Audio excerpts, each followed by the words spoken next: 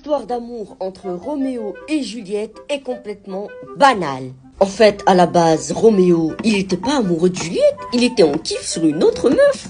Comment elle s'appelait déjà? Pustule, voilà, Pustule. Mise en situation, Roméo, il se fait prendre un râteau par la soi-disant Pustule.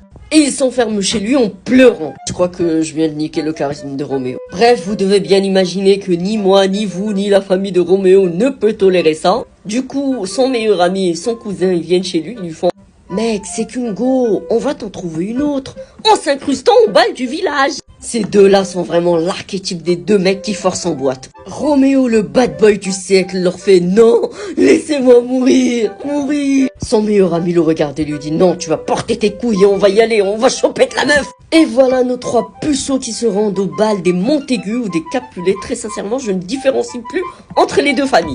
Et là, un miracle se produit. Roméo voit Juliette, Juliette voit Roméo, et il tombe amoureux.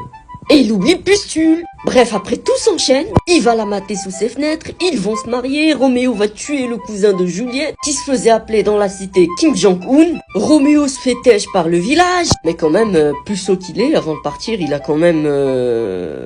Juliette se suicide pour de faux, grâce à un évêque, un peu chimiste quand même, hein. Il s'amusait vraiment à faire des expériences sur beaucoup de choses, hein. Bref, Roméo finit par la prendre et il vient et il se suicide pour de vrai.